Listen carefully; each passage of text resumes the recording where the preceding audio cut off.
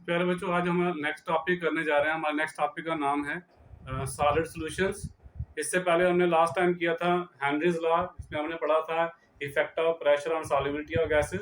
अब हमारा next topic है सॉलिड सॉल्यूशन। तो जनरली हमने शुरू में ही स्टार्ट किया था जब हमने क्लासिफिकेशन ऑफ सॉल्यूशन पढ़ा था। गैसेस सॉल्यूशन होते हैं, सॉलिड सॉल्यूशन होते हैं, लिक्विड सॉल्यूशन होते हैं। तो वो हमने ब्रीफ में किया था, उनकी 9 कॉम्बिनेशन भी हमने पढ़ी थी। यहाँ पे हमने मेन हमारा जो है वो कि सॉलिड सॉल्यूशन क्या होंगे और इसकी क्लासिफिकेशन क्या है। तो सॉलिड सॉल्यूशन कोई भी सॉल्यूशन हो, होमोजेनियस मिक्सचर होता है, जो आपको पहले ही पता है। तो सॉलिड सॉल्यूशन क्या है? Basically it is a homogeneous mixture of two और मोर देन टू सॉलिड्स। जब दो या दो से ज्यादा सॉलिड आपस में मिक्स होकर होमोजेनियस मिक्सचर फॉर्म करते हैं तो उनको हम क्या बोलते हैं? सॉलिड सॉल्यूशन बोलते हैं। जरूरी नहीं दो सॉलिड ही मिक्स हो, सॉल्वेंट आपका सॉलिड रहना चाहिए, सोल्यूट आपका लिक्विड भी हो सकता है, गैस भी हो सकता है, तब भी सॉलिड सॉल्यूशन फॉर्म हो सकते हैं। पर यहाँ पे हमारा जो मेन फोकस है कि दोनों हमारे पास जो सोल्यूट और सॉल्वेंट है क्या रहना चाहिए? सॉलिड रहना चाहिए। तो वो हमने सॉलिड सॉल्यूशन वो हमने जहाँ पर डिस्कस करने हैं। तो सॉलिड सॉल्यूशन बेसिकली दो टाइप के होते हैं, सब्स्टिट्यूशनल सॉलिड सॉल्यूशन और इंटरस्टिशियल सॉलिड सॉल्यूशंस। तो यहाँ पे मैंने डायग्रामेटिकली भी उनको समझाने की कोशिश की है। तो सब्स्टिट्यूशन का मतलब भी आपको 11th में भी आपको जब मैंने रिएक्शंस पढ़ाई थी, सब्स्टिट्यूशन रिएक्शन मतलब रिप्लेसमेंट। जैसे आपको मैंने एग्जांपल दी थी कि आपकी क्लास में 30 डेस्क हैं, 30 बच्चे बैठ सकते हैं और एक एक्स्ट्रा बच्चा आ जाता है तो हम उसको नहीं बिठा सकते हैं। वो हम क्या करते थे, मैंने आपको बोला एक बच्चे को बाहर करना पड़ेगा, दूसरे को उसकी जगह बिठाना पड़ेगा, दैट इज रिप्लेसमेंट। तो ये सब्स्टिट्यूशन सॉलिड सॉल्यूशन भी उसी टाइप की है कि जिसमें हम क्या करेंगे, एक जो सॉलिड है उसके जो कांस्टेंट पार्टिकल्स है, that can be atoms, ion या मॉलिक्यूल हो सकते हैं। तो उसके एटम, कुछ एटम को सारे नहीं कर रहे हैं, उसमें से कुछ एटम जहाँ आयन या मॉलिक्यूल जिसका भी बना होगा उसको हमने रिप्लेस कर देना है दूसरे सॉलिड के एटम से, आयन से या मॉलिक्यूल से। तो उसको हम क्या बोलेंगे? सब्स्टिट्यूशनल सॉलिड सॉल्यूशन बोलेंगे। फिर दूसरा है इंटरस्टिशियल सॉलिड सॉल्यूशन। जैसे हमने सॉलिड स्टेट चैप्टर पढ़ा है तो आपको पता होगा इंटरस्टिशियल साइट क्या होती हैं, लैटिस साइट क्या होती हैं। तो इंटरस्टिशियल साइट बेसिकली जो वेकेंट साइट होती हैं, जिनको हम वॉइड्स भी बोलते हैं। तो अगर हमारे पास ऐसा सॉलिड सॉल्यूशन है जिसमें एक कांस्टेंट पार्टिकल की पैकिंग हो रही है और दूसरा जो सॉलिड सबस्टांस है उसके जो पार्टिकल्स हैं वो इंटरस्टिशियल साइट जाके ऑक्यूपाई कर रहे हैं, वो लैटिस साइट पे नहीं जा रहे हैं। अगर लैटिस साइड पे जाएंगे तो रिप्लेसमेंट करनी पड़ेगी, that will be substitutional solid solution. अगर वो लैटिस साइड के बजाय कहाँ पे जाके ऑक्यूपाई कर रहे हैं स्पेस, जो इंटरस्टिशियल साइड है, जो वॉइड्स हैं, अगर वहां पे ऑक्यूपाई करता है दूसरे सॉलिड के सबस्टांसेस, उनके कांस्टेंट पार्टिकल्स, तो ऐसे जो सोल्यूशन हमारे पास फॉर्म होंगे उनको हम क्या बोलेंगे? इंटरस्टिशियल सॉलिड सॉल्यूशंस बोलेंगे। चलिए अब हम यहाँ पे जो बोर्ड पे लिखा है आपको एक बार पढ़ के बता देते हैं। तो पहला आ गया substitutional solid solution. When some atoms, molecules or ions of one solid substance are replaced by similar species of other solid in its crystal lattice, the solution formed is known as substitution solid solution। ये मान लीजिए हमारे पास crystal lattice है, यहाँ पे packing हुई है एक सॉलिड सबस्टांस की, उसके कांस्टेंट पार्टिकल्स हैं। अगर इसमें से हमने ये जो है ये किसी सॉलिड सबस्टांस के कांस्टेंट पार्टिकल्स हैं, यहाँ से हमने एक हटाया और दूसरा सॉलिड सबस्टांस का एटम, आयन या मॉलिक्यूल यहाँ पे रख दिया, मतलब रिप्लेस कर दिया। जब हमने रेड कलर से बताने की कोशिश किया कि ये डिफरेंट सबस्टांस है, डिफरेंट सॉलिड सबस्टांस के कांस्टेंट पार्टिकल्स हैं। अगर इस तरह से मिक्सअप होता है और होमोजेनियस मिक्सचर बनता है तो उस सॉल्यूशन को हम क्या बोलते हैं? सब्स्टिट्यूशनल सॉलिड सॉल्यूशन बोलते हैं। जैसे हमारे पास जितने भी अलाइज हैं they are basically substitutional solid solution होते हैं। जैसे आप ज्वेलरी खरीदते हैं, जनरली बोलते हैं कि हम गोल्ड परचेज करते हैं, तो गोल्ड में भी जो है कॉपर मिक्स किया होता है, वहाँ पे जो गोल्ड है वो काम करता है सॉल्वेंट का, और जो आपका कॉपर है वो रहता है उसमें एज ए सल्यूट पार्टिकल। और वो क्यों ऐसा होता है? बेसिकली जब एटॉमिक साइजेस, जहाँ हम कह सकें जो कांस्टेंट पार्टिकल्स होते हैं उनके साइजेस अगर सिमिलर हैं तो लैटिस साइड पे जाके वो रिप्लेस कर सकते हैं। तो इसमें आप एग्जांपल दे सकते हैं। जैसे मैंने आपको बोला एलाइज की एग्जांपल दे सकते हैं, ब्रास हो गया, ब्रॉन्ज हो गया, स्टील जो है वो बेसिकली आएगा इंटरस्टिशियल सॉलिड सॉल्यूशन में आएगा।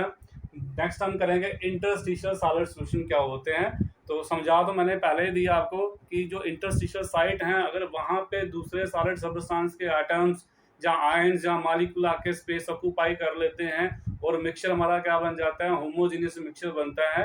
तो ऐसे सॉलिड सॉल्यूशन को हम क्या बोलते हैं? इंटरस्टिशियल सॉलिड सॉल्यूशन बोलते हैं। जी देखिए, यहाँ पे डायग्रामेटिकली मैंने बताने की कोशिश की है कि ये हमारे पास कांस्टेंट पार्टिकल हैं किसी सॉलिड सबस्टेंस के, they can be atoms, ions और मॉलिक्यूल्स।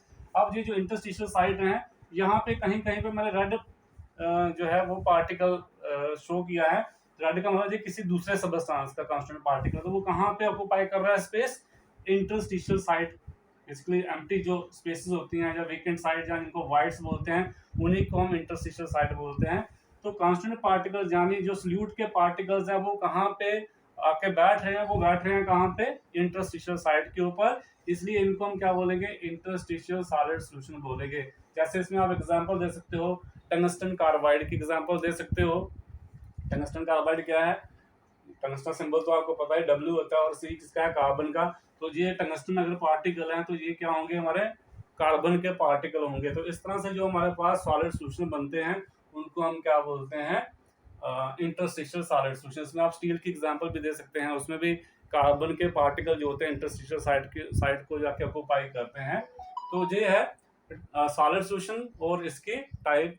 ये बड़ा रेयर पूछते हैं एग्जाम में, पर आपको पता होना चाहिए। अब नेक्स्ट इसमें जो टॉपिक बचा है हम वो डिस्कस करते हैं नेक्स्ट। तो नेक्स्ट बच्चे कई बार एग्जाम में पूछ लेते हैं what is the difference between Raoult's law and Henry's law. तो आपने बेसिक दो डिफरेंस लिख देने हैं। ऐसे तो बहुत सारे डिफरेंस हम लिख सकते हैं, 12th लेवल के बेसिस पे दो ही लिखने हैं। तो फर्स्ट ऑफ ऑल आपने जो स्टेटमेंट है दोनों की लिख देनी है। फिर रॉल्स लॉ की स्टेटमेंट क्या है आपको पता ही है, वो आप वहाँ से कॉपी कर लीजिए। और हेनरीज लॉ की स्टेटमेंट भी आप लिख सकते हैं। ये बेसिकली आपको डिसोल्यूशन ऑफ गैस के लिए कि मास ऑफ जो गैस है that is directly proportional to the pressure of the gas है। यहाँ पे क्या है? Partial pressure of each component is directly proportional to the mole fraction of that component. तो जी आपने जो स्टेटमेंट मैंने आपको करवाई है वहाँ से कॉपी पेस्ट कर लीजिए। यहाँ पे जी आपका बेसिक पहला डिफरेंस आ जाएगा। दूसरा जो डिफरेंस है, अगर आप रॉल्स लॉ जो है बेसिकली आपने याद रखना है, ये एप्लीकेबल होता है फॉर सॉल्वेंट के लिए, इवन आप सल्यूट के लिए भी यूज कर सकते हैं। बट जो हमारा हेनरीज लॉ है that is exclusively used for solute, that too for gas. अगर हमारा जो जहाँ पे सल्यूट है वो क्या है? गैस है, तो उस केस में हम हेनरीज लॉ अप्लाई करते हैं।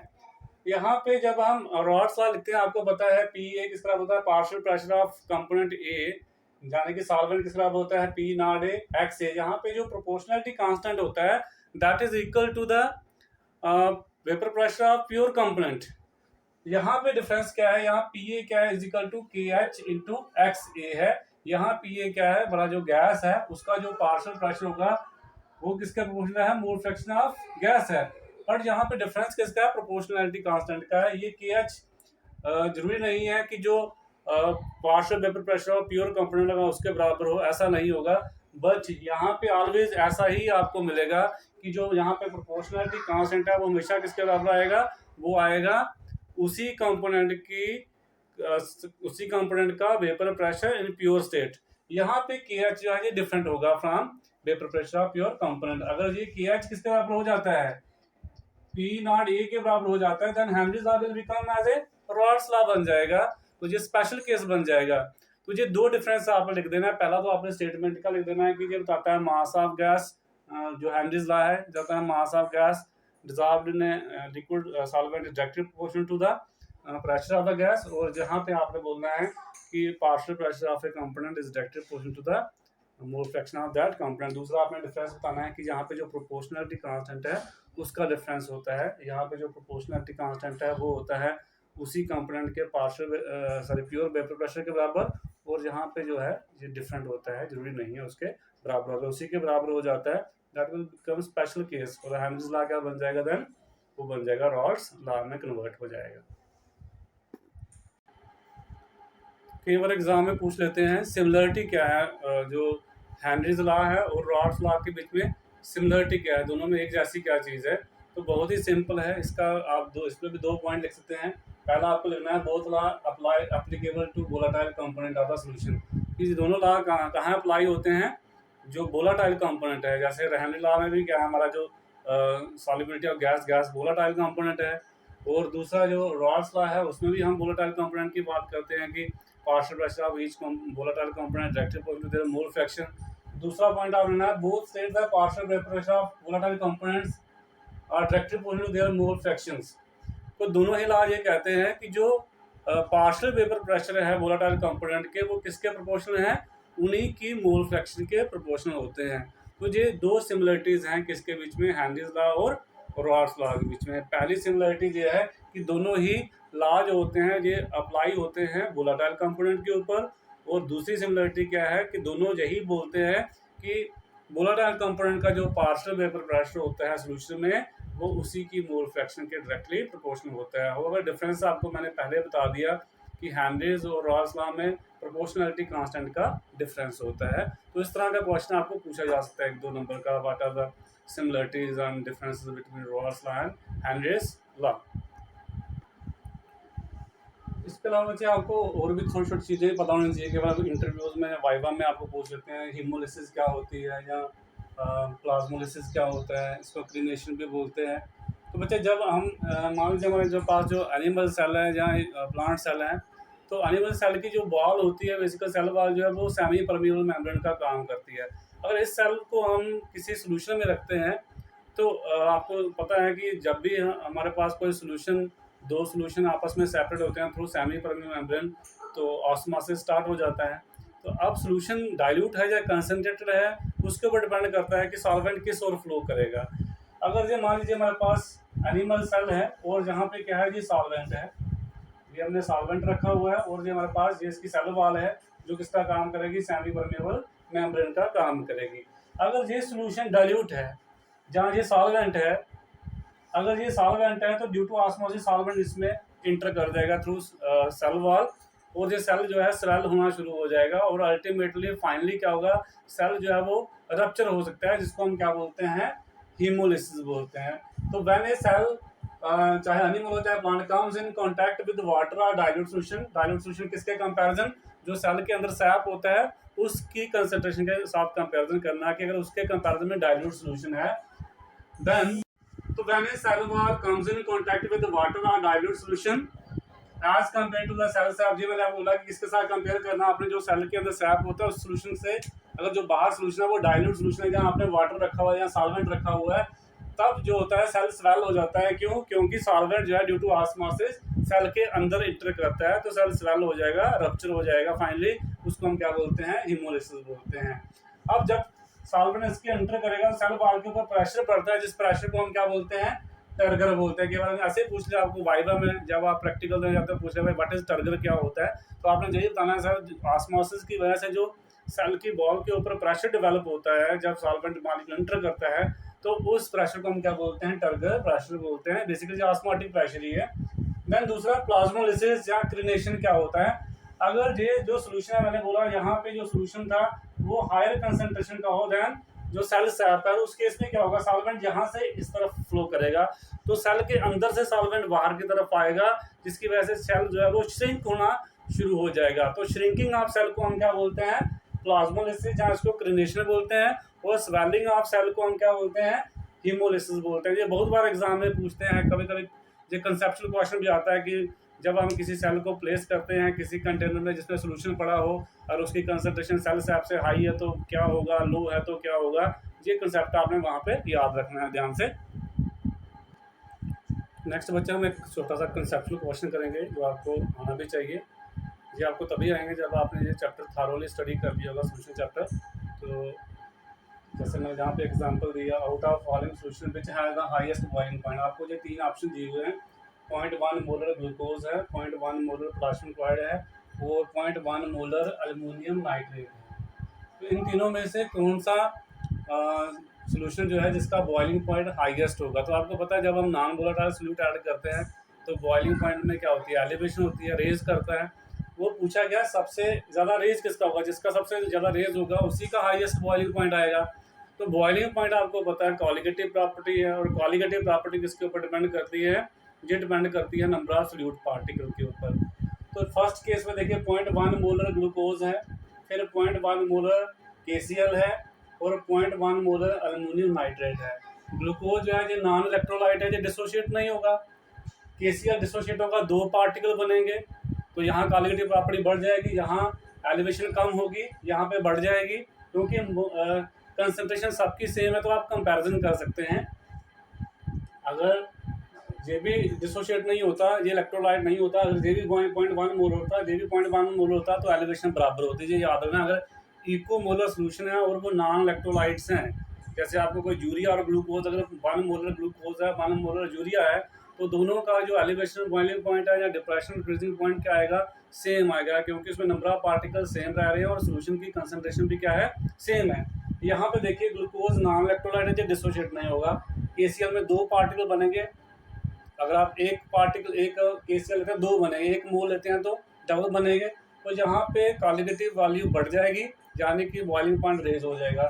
एल्युमिनियम नाइट्रेट जब ब्रेक होता है 4 पार्टिकल बनते हैं, एक एल्युमिनियम 3 पास 3 बनेंगे नाइट्रेट, तो इसमें सबसे ज़्यादा पार्टिकल है, नंबर ऑफ पार्टिकल सबसे ज़्यादा, इसमें 4 पार्टिकल बन रहे हैं एक पार्टिकल टूटने के ऊपर, तो यहाँ पे एलिवेशन सबसे ज़्यादा हाई आएगी, तो इसी का बॉइलिंग पॉइंट सबसे हाईएस्ट आएगा। तो आंसर आ जाएगा आपका 0.1 मोलर एल्युमिनियम नाइट्रेट। ये आपको मैं बता दूँ, आपको पहले भी किया है कि जब ब्रेक होता है एल्युमिनियम नाइट्रेट इस तरह से टूटेगा, ये देखा आपको aluminium 3 positive plus 4 times 3 times NO3 negative, ये डिसोशिएट नहीं होगा, ये टूटेगा KCl देगा आपको K पॉजिटिव Cl नेगेटिव। तो यहाँ पे 2 पार्टिकल बन रहा है, यहाँ पे 4 बन रहा है, यहाँ पे एक ही रहेगा पार्टिकल, तो सबसे ज़्यादा एलिवेशन बॉइलिंग पॉइंट इसी में होगा, सबसे ज़्यादा बॉइलिंग पॉइंट इसी का रेज होगा। अब नेक्स्ट क्वेश्चन है, which are the following have highest and lowest freezing point, इन तीनों में से किसका सबसे हाईएस्ट है और किसका सबसे लोएस्ट क्या है फ्रीजिंग पॉइंट है।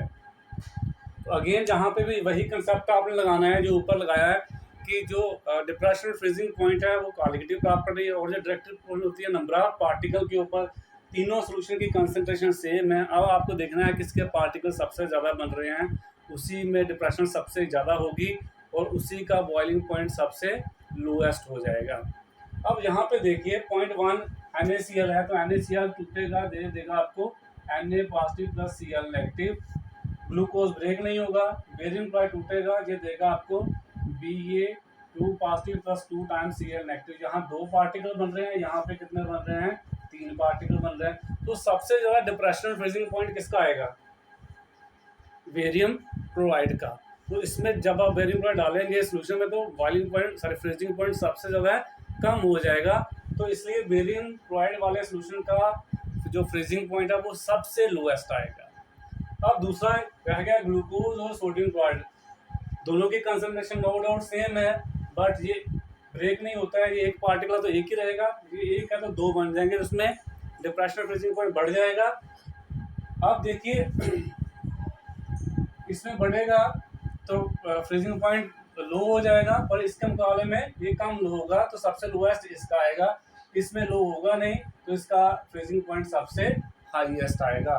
तो जी आप लगाना 0.1 मोलर ग्लूकोज का हाईएस्ट होगा, 0.1 मोलर बेरियम क्लोराइड का लोएस्ट होगा। तो आप लिख सकते हैं इंक्रीजिंग ऑर्डर डिक्रीजिंग ऑर्डर में लिख सकते हैं, सबसे हाईएस्ट किसका होगा, 0.1 मोलर ग्लूकोज का सबसे हाईएस्ट होगा फ्रीजिंग पॉइंट। फिर किसका आएगा आपका, ये आएगा 0.1 मोलर NaCl का आएगा, और फिर आएगा 0.1 मोलर बेरियम क्लोराइड का। तो अगर फॉर एग्जाम्पल आपको पूछा था 0.1 मोलर NaCl है और 0.1 मोलर ही KCl है, दोनों का freezing point depression freezing point कितना आएगा, तो दोनों का सेम ही आएगा, क्योंकि कंसंट्रेशन भी सेम है और नंबर ऑफ पार्टिकल भी इसमें क्या रहेंगे, सेम रहेंगे। तो इस तरह के बहुत सारे क्वेश्चन आपको कंसेप्चुअल मिलेंगे। ऐसे आपको पूछा जाता है कि जो पहाड़ों में जब स्नोफॉल होता है तो बर्फ़ को हटाने के लिए क्या हम ऐड करते हैं, तो आपको पता है जब हम कोई साल्ट ऐड करते हैं तो डिप्रेशन फ्रीजिंग पॉइंट होता है, तो जनरली वहाँ पे सोडियम क्लोराइड या कैल्शियम क्लोराइड हम ऐड कर सकते हैं। क्या पूछते हैं क्यों कैल्शियम क्लोराइड जो है वो यूज़ किया जाता है, क्योंकि आपको पता है calcium chloride being a salt जो है फ्रीजिंग पॉइंट को डिप्रेस कर देगा। तो जैसे पानी आपको पता है 0 डिग्री के ऊपर फ्रीज हो जाता है, अगर हम उसमें कैल्शियम क्लोराइड ऐड करते हैं तो वही पानी जब वो उस टाइम -10 के ऊपर जाके फ्रीज करे, तो 0 से लेकर -10 तक तो वो वाटर ही रहेगा, तो पिघलना शुरू हो जाएगा, तो इसलिए वहाँ पे आप यूज़ कर सकते हैं इसको। तो इस तरह से क्वेश्चन आपको पूछे जाते हैं। जैसे जैसे कोल्ड कंट्रीज़ है, वहाँ पे जो गाड़ियों के रेडिएटर्स होते हैं उसमें अगर हम वाटर डालेंगे तो वो फ्रिज हो जाएगा, तो वर्क नहीं करेगा। उसमें चलिए हम मिथनॉल डालते हैं, ग्लाइकॉल डालते हैं, मिथनॉल नहीं ग्लाइकॉल वगैरह डालते हैं। तो ग्लाइकॉल डालने से 2 फ़ायदे हैं, एक तो बॉइलिंग पॉइंट भी एलिवेशन आ जाती है और फ्रीजिंग पॉइंट में भी डिप्रेशन आ जाती है। तो कोल्ड कंट्री में बेसिकली जब हम सॉल्वेंट के साथ क्या डालेंगे, ग्लाइकॉल डालेंगे, तो फ्रीजिंग पॉइंट डिप्रेस हो जाएगा, तो वो इतनी जल्दी जमेगा नहीं, तो आपका जो गाड़ी है वो स्मूथली चलती रहेगी।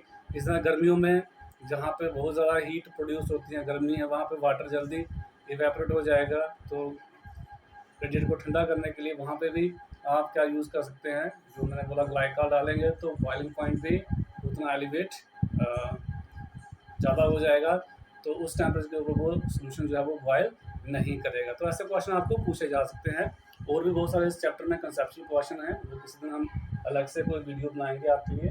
आज के लिए इतना ही। तो इसमें इसको ध्यान से देखिए, कहीं पर भी आपको कोई डाउट आता है स्पेशली इस तरह के क्वेश्चन में, तो आप मुझे पूछ सकते हैं। थैंक यू बच्चे, हैव अ नाइस डे।